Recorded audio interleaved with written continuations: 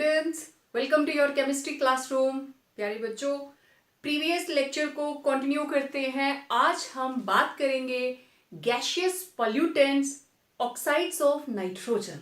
Right, उसके बाद कुछ और भी बात करेंगे। तो सबसे पहले हम बात करें ऑक्साइड्स ऑफ नाइट्रोजन। ओके, आपको पता है various oxides of nitrogen are, बहुत सारे ऑक्साइड्स बनाती है नाइट्रोजन, जैसे N2O, NO, NO2, N2O3, N2O4, N2O5। ठीक है, इसमें ये दोनों आपस में कंबाइन करके N2O4 भी बनाते हैं। ठीक है, वो आप नेक्स्ट क्लास में पढ़ेंगे जब नाइट्रोजन फैमिली पढ़ोगे। तो इतने सारे इसने बना दिए, तो क्या ये सारे के सारे पॉल्यूटेंट्स हैं?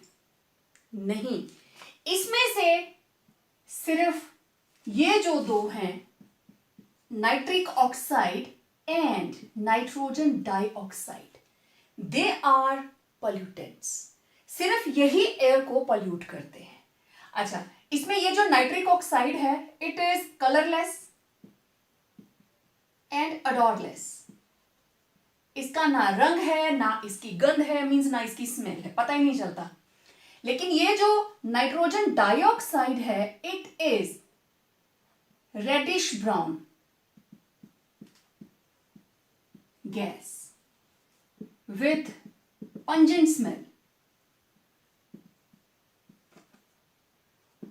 जब हम क्वालिटेटिव एनालिसिस करते हैं और उसमें किसी भी कंपाउंड से ये वाली गैस रिलीज होती है ड्यूरिंग सल्फ्यूरिक एसिड टेस्ट, तो साफ दिखती है, रेडिश ब्राउन कलर की गैस दिखाई देगी और सफोकेटिंग, गले में लगती है पंजेंट स्मेल के साथ। हो गया। अब देखते हैं ये जो दो नाइट्रोजन के ऑक्साइड्स हैं, इनके सोर्सेज क्या हैं। Let's see. ऑटोमोबाइल इंजन्स, ठीक है, ऑटोमोबाइल इंजन एग्जॉस्ट्स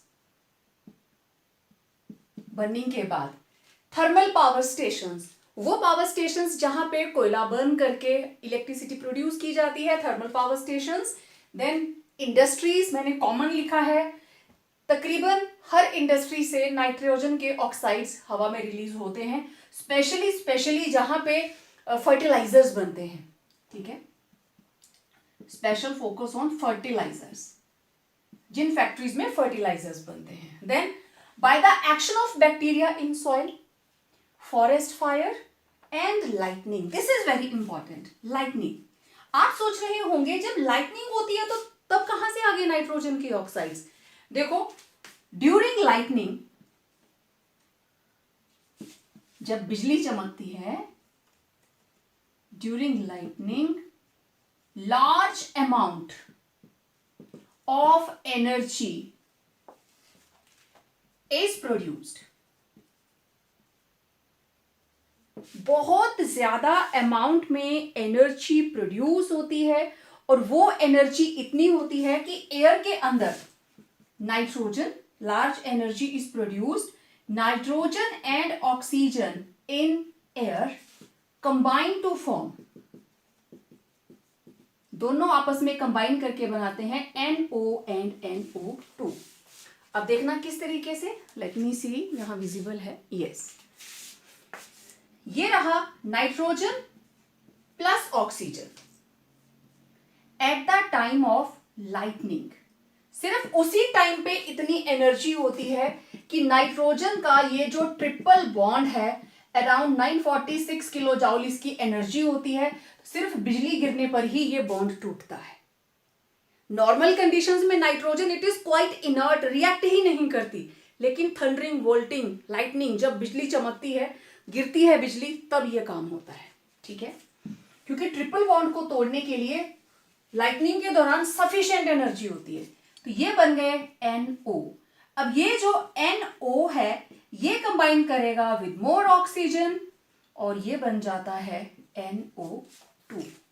तो ये दोनों ही कंपोनेंट बन गए। अब नाइट्रिक ऑक्साइड भी बन गया और NO2 भी बन गया। और कब बना ये? During lightning. तो अगर आप ध्यान से देखें, ये जो फर्स्ट थ्री हैं, दीज आर मैन मेड, और जो नेक्स्ट वाले तीन हैं, यहां से लेके अब मैं यहीं तक इसको करूंगी, दीज आर नेचुरल। ये नेचुरल सोर्सेज हैं bye the action of bacteria in soil, forest fire, lightning. During lightning क्या होता है वो मैंने आपको बता दिया कि नाइट्रोजन और ऑक्सीजन के बॉन्ड्स टूटते हैं, both react together to form nitric oxide, क्योंकि ऑक्सीजन तो काफी सारी है, नाइट्रिक ऑक्साइड फर्दर ऑक्सीजन से कंबाइन करेगा और बना देगा NO2। So these were sources. अब बात करेंगे इसके हार्मफुल इफेक्ट्स की। Well, let's see harmful effects of nitric oxide and nitrogen dioxide. देखिए, नाइट्रिक ऑक्साइड बायोलॉजिकली ज्यादा एक्टिव नहीं होती, इट इज लेस एक्टिव, तो as such it is less toxic then NO2। NO2 से कम टॉक्सिक है। It does not have significant adverse effect on human health even at high concentration. तो इससे डरने की जरूरत नहीं है, कंसेंट्रेशन ज्यादा भी हो तब भी इसका कोई ज्यादा बुरा प्रभाव नहीं पड़ता। ओके, लेकिन ये जो नाइट्रिक ऑक्साइड है एकदम से ऑक्सीडाइज हो जाती है NO2 में। किसके साथ रिएक्ट करके? चाहे ये ऑक्सीजन से रिएक्ट करे, चाहे ये ओजोन से रिएक्ट करे, और वो फिर आगे लिविंग टिश्यू के लिए हार्मफुल है NO2। तो ये इसके साथ कंबाइन करके बना लेती है NO2। यहां इसके साथ कंबाइन करके it will form NO2 plus oxygen is released. तो इस तरीके से नाइट्रिक ऑक्साइड चाहे ऑक्सीजन से रिएक्ट करे चाहे ओजोन के साथ, अल्टीमेटली बन क्या रहा है NO2, which is very very toxic to living tissues. अब ये टॉक्सिक क्यों है? देखिए, ये जो NO2 है it reacts with sunlight to produce highly active, make it clear, oxygen atoms.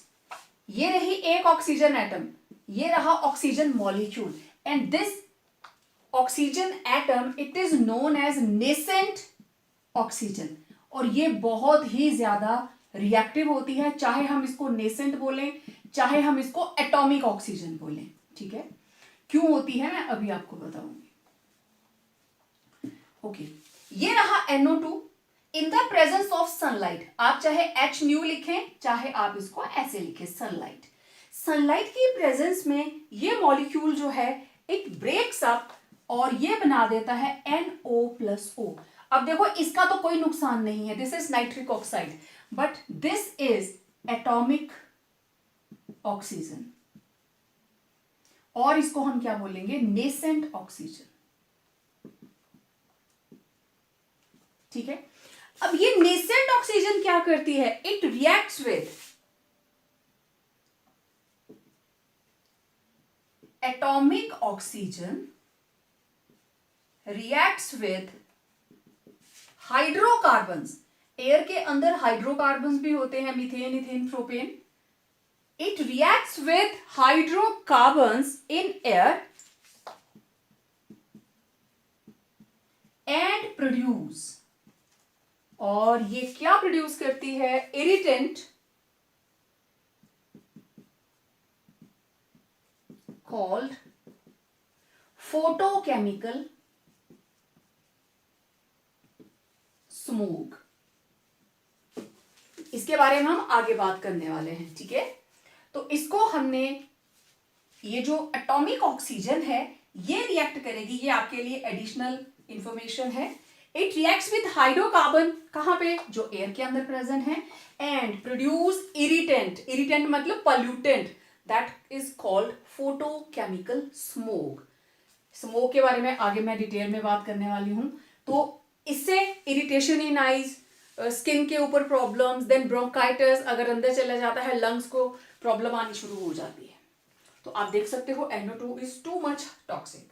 Okay, then NO2 और कहाँ नुकसान देती है? जितनी भी हमारी टेक्सटाइल इंडस्ट्री है या मेटल्स की इंडस्ट्री है, तो जो डाइज हम यूज करते हैं टेक्सटाइल को, कपड़ों को अलग अलग कलर देने के लिए, NO2 अगर उसमें प्रेजेंट हो जाए तो ये उस कलर को फेड कर देगा, कलर की क्वालिटी को जो है उसमें खराब करेगा। ठीक है, सो these were harmful effects of nitric oxide and NO2 on human beings. अब देखते हैं प्लांट्स के ऊपर। अब देखो, स्पेशली इफेक्ट ऑन प्लांट्स क्या रहता है? It causes leaf spotting. आपने अपने किचन गार्डन में देखना, कई बार लीव्स के ऊपर जगह जगह स्कैरिंग आ जाती है ना, स्पॉट्स आ जाते हैं।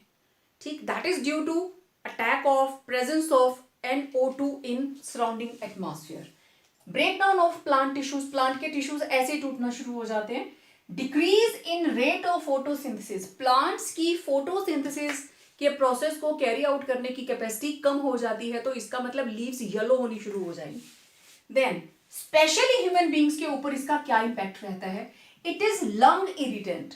तो आप देख सकते हो लंग्स के अंदर अगर इरिटेशन होगी तो it will lead to bronchitis, है ना, सांस लेने में प्रॉब्लम होगी। Then acute respiratory disease in children, बच्चों के अंदर अगर ये ज्यादा इनहेल हो जाए that will lead to acute respiratory disease. So oxides of nitrogen they are very very harmful. और आगे हम बात करेंगे they are important component of acid rain also. अब देखिए NO2 it is an important component of acid rain, इसीलिए इसको pollutant कहा जाता है because it is contributor to acid rain, right. और ये रहा NO2, एयर के अंदर ऑक्सीजन है, देन बारिश हो रही है तो there will be water also, they will react together to form nitric acid, ठीक है। Okay, let it be balanced.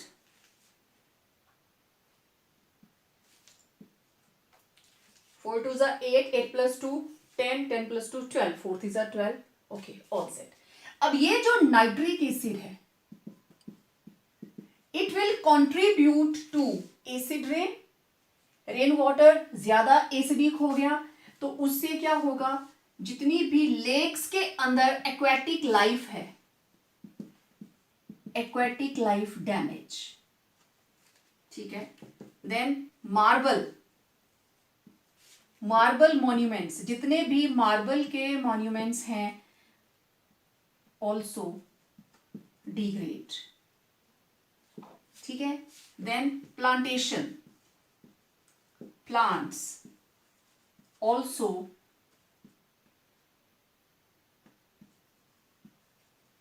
Damage by acid rain, ठीक है। एसिड रेन के बारे में हम अलग से भी बात करेंगे, लेकिन क्योंकि हम ऑक्साइड्स ऑफ नाइट्रोजन की बात कर रहे हैं तो ये इसका मेजर कंट्रीब्यूशन है टुवर्ड्स एसिड रेन, ठीक है। अब हम सल्फर के ऑक्साइड्स की बात करेंगे।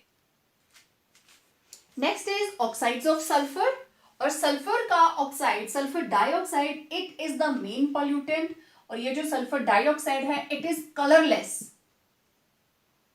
It's a colourless gas but it is pungent odor, colorless gas with pungent odor or smell, pungent smell, गले में लगती है जाके। तो जल्दी से इसके सोर्सेस के ऊपर नजर डालते हैं।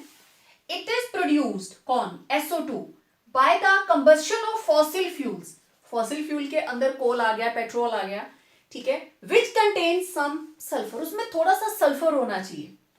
Bye decay of organic matter, कोई भी डेड ऑर्गेनिक मैटर है उसकी डिकेइंग से H2S गैस निकलेगी, hydrogen sulphide gas.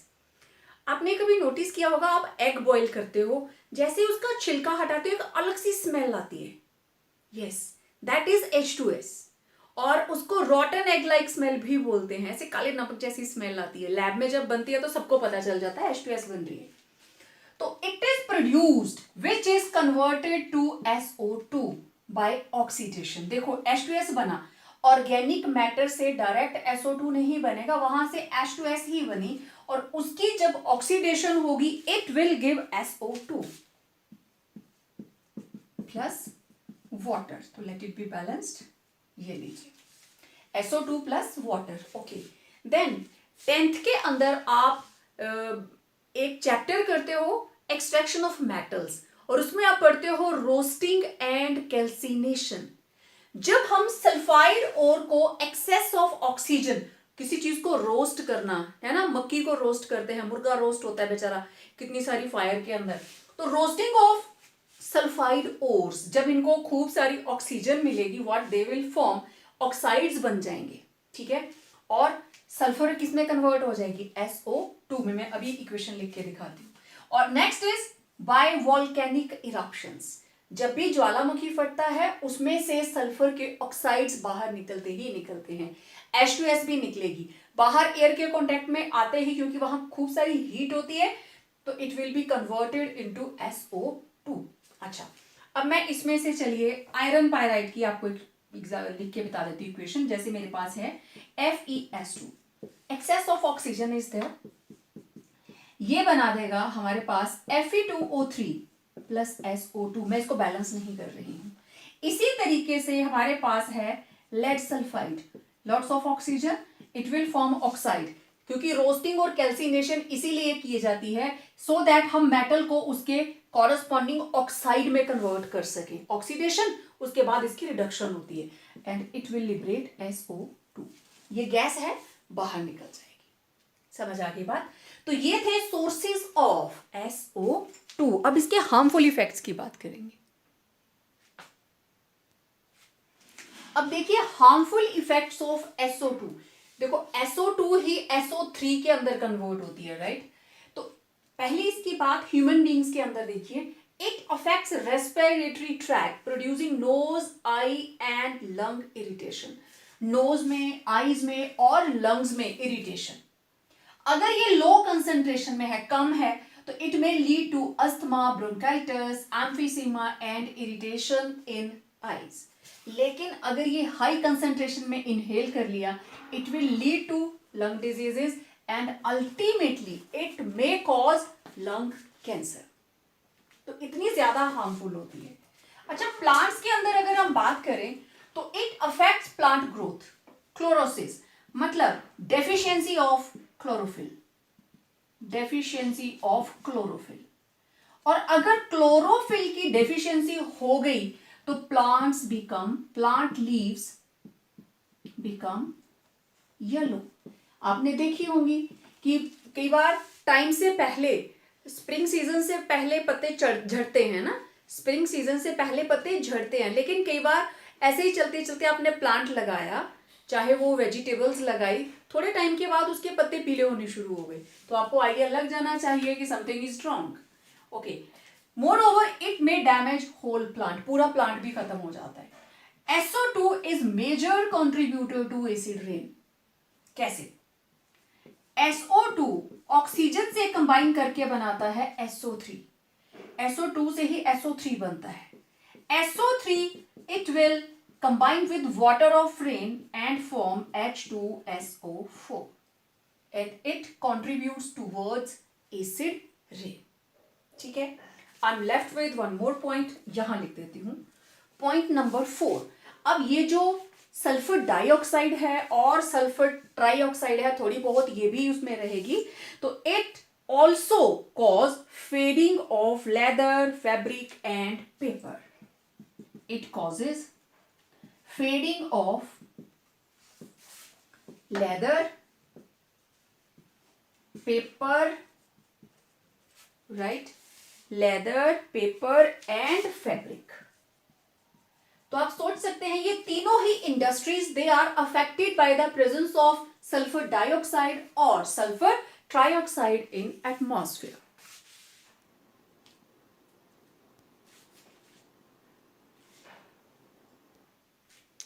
Next is hydrogen sulphide, H2S।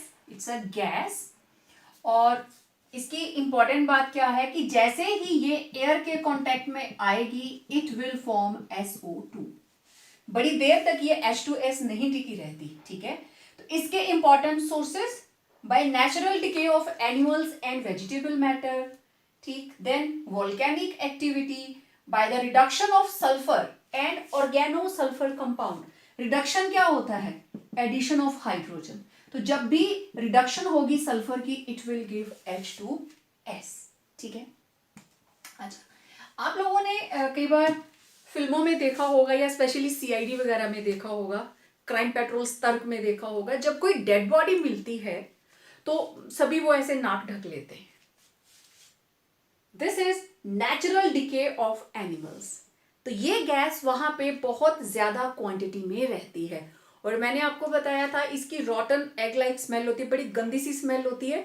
तो जब ऑर्गेनिक मैटर ज्यादा है तो क्वाइट ऑब्वियस स्मेल भी ज्यादा होगी, तो तभी वो पुलिस वाले जब जाते हैं तो इस तरीके से नाक ढक के जाते हैं। So by the reduction of sulphur and organosulphur compounds भी हो गया। रिडक्शन मतलब addition of hydrogen from industries, कौन कौन सी, जहां पे पेपर बनता है, पेपर मिल है, ऑयल रिफाइनरीज हैं, जहां पे मेडिसिन बनती हैं।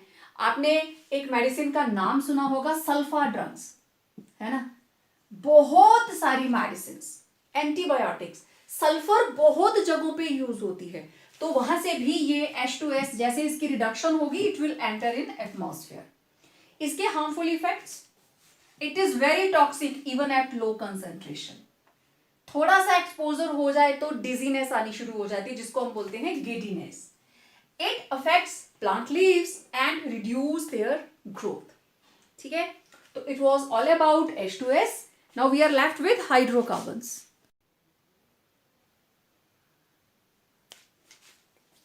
Next is hydrocarbons. बहुत सारे हाइड्रोकार्बन्स, हाइड्रोकार्बन मतलब methane, ethane, propane, butane, isobutane, pentane, जिनका मॉलिक्यूलर मास कम है, या तो वो गैसेज होते हैं और they are volatile liquids. Volatile liquid होता है जो इजीली उड़ जाता है, सबने देखा है, नेल पेंट रिमूवर लगाते लगाते उड़ जाता है ना, ये तो सबके घर में रहता है। तो दैट इज वोलाटाइल, जो इजीली इवेपोरेट हो जाए। They are present in air at ordinary temperature, जो टेम्परेचर नॉर्मल है उसमें ये हाइड्रोकार्बन्स एयर के अंदर एग्जिस्ट करते हैं। Okay, most abundant pollutant, yes, methane is main and most abundant pollutant, और इसको हम ग्रीन हाउस गैस भी कहते हैं। Methane is green house gas. Okay, तो ये हाइड्रोकार्बन्स कहां से आते हैं, इनके सोर्सेज क्या हैं, एटमॉस्फेयर के अंदर इनकी एंट्री कहां से होती है? By incomplete combustion of fuels. Petrol diesel burn करता है, वो पूरी तरह से बर्न नहीं किया तो उसमें से भी अनबर्न्ड हाइड्रोकार्बन्स एयर में आ जाते हैं। Methane is released into air in large quantity by anaerobic decomposition of organic matter. अब देखो ये एक नया वर्ड आ गया, एनारोबिक। एक होता है एरोबिक। एरोबिक मतलब बैक्टीरिया ऑक्सीजन यूज कर रहे हैं तो वो ऑक्सीडेशन हो जाएगी। Anaerobic means absence of oxygen, absence of oxygen, तो उसमें कार्बन डाइऑक्साइड नहीं बनेगा, क्या बनेगा? Methane. Then evaporation of organic solvents from industrial processors. Industry के अंदर कितना कुछ ऑर्गेनिक कंपाउंड्स बनते हैं, बेंजीन बनती है, टोलुइन बनती है, देन हाइड्रोजन पेरोक्साइड बनता है, इसके अलावा और बहुत से सॉल्वेंट्स हैं, एसीटोन बनता है, क्लोरोफॉर्म बनता है, कितने सारे ऑर्गेनिक कंपाउंड्स। तो उनमें से ऐसी इंडस्ट्री जहां पे ऑर्गेनिक कंपाउंड्स बनाए जाते हैं, स्पेशली लिक्विड्स, तो वेपर फॉर्म में उनके इवेपोरेशन होती है और वो एयर के अंदर आ जाते हैं। So evaporation of organic solvents from industrial procedures by burning of fuels like coal etc. Then marshy land releases methane.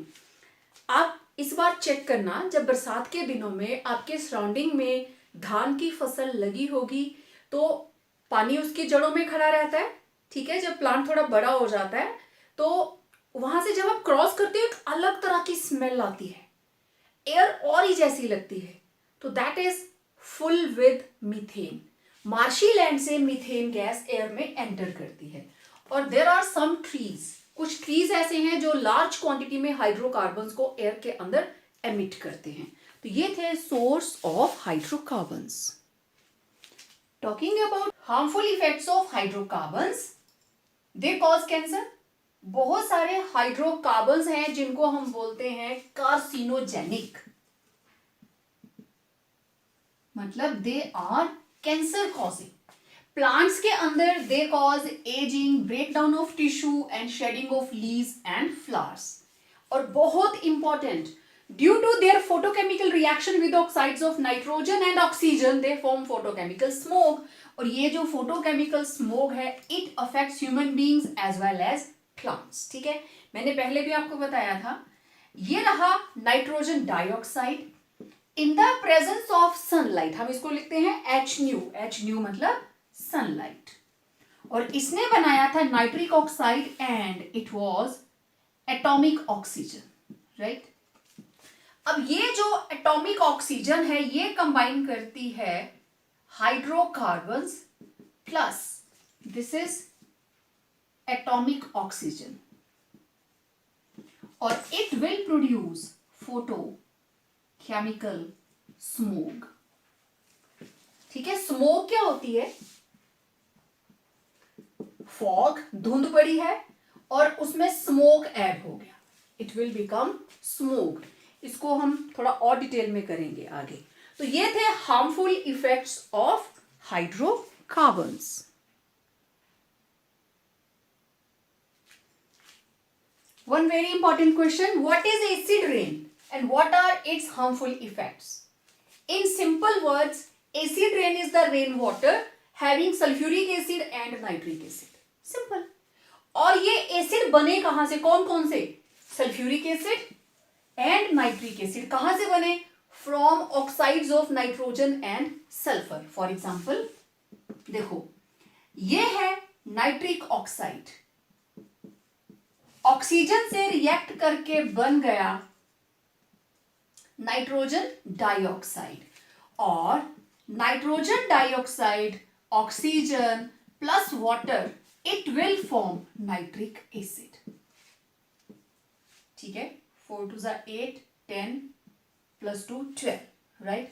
ये बना नाइट्रिक एसिड। सेम इसी तरीके से ये रहा sulphur dioxide, it will undergo oxidation to form SO3, right? ये जो SO3 है sulphur trioxide, it will react with water and form H2SO4. This is sulfuric acid. और ये जो ऑक्साइड्स हैं कहां से आते हैं? From industries, formed from oxides of nitrogen and sulfur released from various industries. ठीक है, अलग अलग इंडस्ट्री से या नेचुरल भी बहुत से industries and natural sources and natural processes, कहीं से भी आए। तो ये दोनों का मैंने बता दिया, नाइट्रोजन का ऑक्साइड और सल्फर का ऑक्साइड। ये नाइट्रोजन का ऑक्साइड और ये सल्फर का ऑक्साइड, दो एसिड बन गए। और very very important, pH of acid rain, जिस वक्त रेन वाटर की पीएच 4 से लेके 5 के बीच में रेंज करेगी, it means you will call it acid rain. और pH of normal rain, it is 5.6। अगर हम इसके सेकंड पार्ट को देखें, harmful effects of acid rain, तो सबसे ज्यादा नुकसान इसका मार्बल, लाइमस्टोन और स्लेट। आप अपने घर के आसपास देखना, कितने सारे घरों पे स्लेट डाले होते हैं ना, उस स्लेट के ऊपर भी अगर एसिड रेन के कंपोनेंट्स गिरते हैं, बारिश गिरती है जिसमें सल्फ्यूरिक एसिड या नाइट्रिक एसिड है, तो वो भी करोड हो जाता है। तो किस तरीके से? अब देखो, इसमें मेन कंपोनेंट क्या है? Calcium carbonate, right. तो कैल्शियम कार्बोनेट जब एसिड रेन के कंपोनेंट सल्फ्यूरिक एसिड से रिएक्ट करेगा, व्हाट इट विल गेट, ये बना देगा कैल्शियम सल्फेट, और साथ में रिलीज होगा H2O एंड कार्बन डाइऑक्साइड। तो देखो, कैल्शियम कार्बोनेट से बन गया कैल्शियम सल्फेट, तो मार्बल की शाइन भी खत्म हो जाएगी और धीरे धीरे वो घुलना शुरू हो जाएगा। It crores metals, water pipes etcetera. क्योंकि सल्फ्यूरिक एसिड मेटल्स के साथ रिएक्ट करता है, तो कोई भी मेटेलिक चीज, किसी भी मेटल की बनी हो, उसके ऊपर जब एसिड रेन गिरेगी तो it will have adverse effect. वो मेटल कोरोजन हो जाएगा, उसका जंग लग जाएगा, उसको कोरोड हो जाएगी, घुलना शुरू हो जाएगी, वो it will start dissolving. It increases acidity of water in lake. हमारी जितनी भी लेक्स हैं, फिश हैं, उसके अंदर रहती हैं, तो फ्रेश वाटर में रहती हैं, राइट। अगर लेक के वाटर के अंदर एसिड रेन गिरे तो पानी की एसिडिटी बढ़ जाएगी, पीएच कम हो जाएगी, लेकिन एसिडिटी बढ़ जाएगी। लेकिन जो फिश और अदर उसमें एनिमल्स हैं और क्रिएचर्स हैं, वो उस इंक्रीज्ड एसिडिटी को बियर नहीं कर सकते, तो बहुत सारी फिश जो है वो मर जाएंगी, और भी जो भी उसके अंदर क्रिएचर्स हैं उनकी लाइफ को थ्रेट रहेगा, ठीक है। दस affecting aquatic life, it adversely affect plants and trees.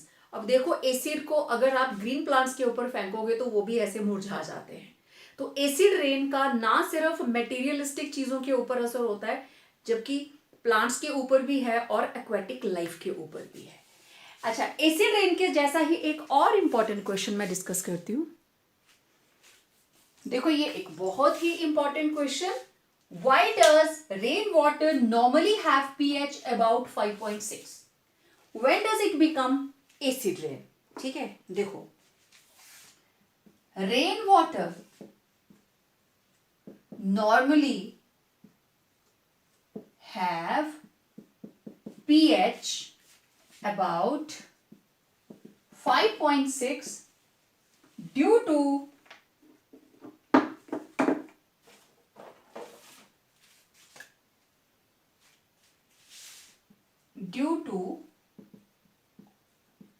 dissolved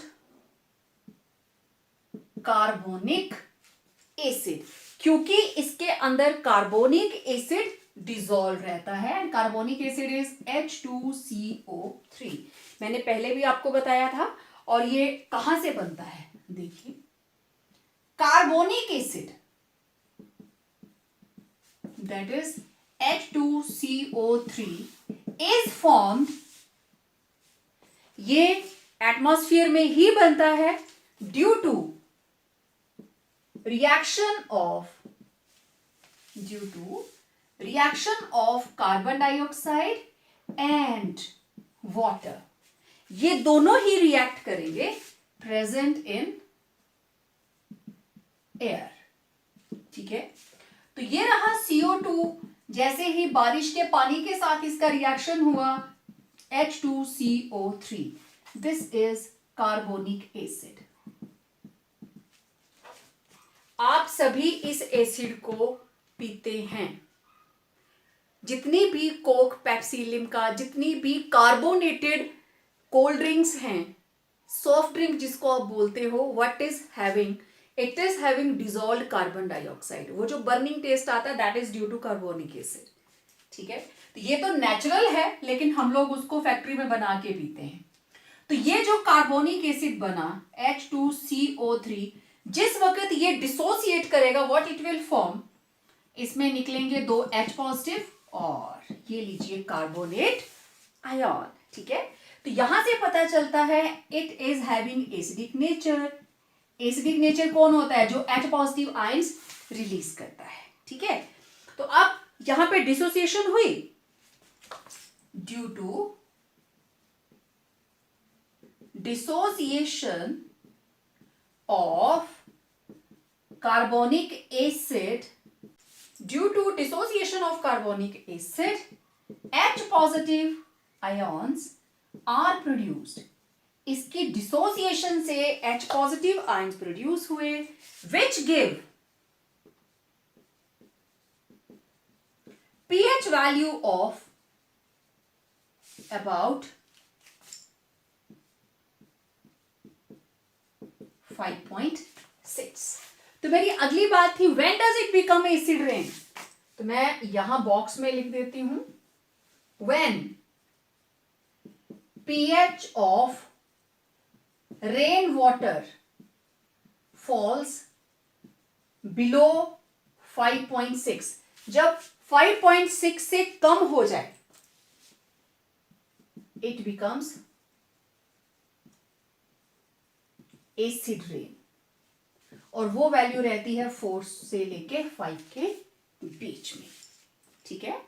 तो रेन वाटर 7 नहीं होता, it is less than 7, neutral से नीचे pH होगी तो it will be acidic in nature. और एसिडिक क्यों है, that is due to carbonic acid. Carbonic acid dissociate करके देता है H पॉजिटिव आयन, और H पॉजिटिव आयन्स बने, इसका मतलब pH के ऊपर फर्क पड़ेगा। पहले तो सिर्फ पानी था ना, लेकिन अब पानी के अंदर H पॉजिटिव भी आ गए, means it is having pH of certain acid, तो वो जो भी हमारे पास pH रहती है दैट इज अराउंड 5.6।